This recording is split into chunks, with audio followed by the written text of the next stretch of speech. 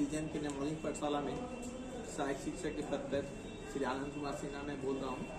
आप सभी का हम लोग संकुल के स्तर पर बहुत बहुत धन्यवाद जो आप लोगों ने हम सभी को आमंत्रित किया। जैसे कि हम लोग की प्रधानाध्यापिका महोदय ने बताया कि मनोरंजन भी एक जरूरी होता है जिसके माध्यम से बच्चों को सिखाया जा सके। वो ज़्यादा बच्चे इंटरेस्टेड होते हैं तो उस माध्यम से जैसे समय के ज़्यादा करना हम लोग को जो बच्चों का जो किताबी ज्ञान दे देते हैं, इसके अलावा हम लोग का जो TLM का जो हम लोग करते हैं वह बच्चे कम से कम सीख मिले, उन लोगों का मनोरंजन हो और एक कला के क्षेत्र में भी इनका विस्तार ज्ञान प्राप्त हो। इसी माध्यम से मैं मात्रा जो लिया हूँ, स्वर जो वर्ण जो होते हैं, तो स्वर जन्म में हम सभी जानते हैं कि 11 स्वर होते हैं, लेकिन हमने 12 इसलिए लिया है कि बच्चों को ज्ञान में हम लोग री की मात्रा की भी जानकारी देना होता है ताकि वो शब्द सही बताएं।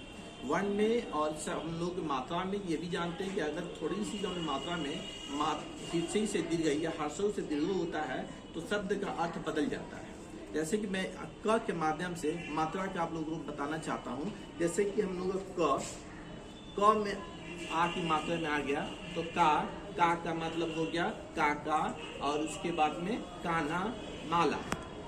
छोटी की मात्रा हम लेंगे, कोई सी हम घुमाते जाएंगे तो क में छोटी की मात्रा हो जाएगी किताब और किसान।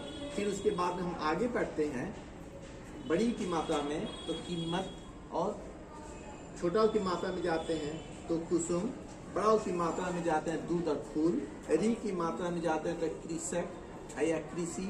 फिर ए की मात्रा में हम जाते हैं तो मेला, केला। डबल ओ की मात्रा 201 जब हम लेते हैं तो ए की मात्रा हो जाता है तो मैला। फिर उसके बाद में हम देखते हैं कि यहाँ पे ए, अ और ए मिलकर ओ हो जाता है कोमल, बोतल। ये हम लोग शब्द का हम लोग बना सकते हैं। फिर उसके बाद में हम ये भी जानते हैं कि आ और ए मिलकर अ हो जाता है तो हमारा हो जाएगा पौना और पौधा। अंक की मात्रा जो छोटी सी बिंदी जैसा हो जाता है उसमें हम दे देंगे तो संख, कंस, और एक दो जो बिंदु वही नीचे हम कर देंगे तो विसर्ग में आ जाएगा, यानी प्रातः, नमः इत्यादि।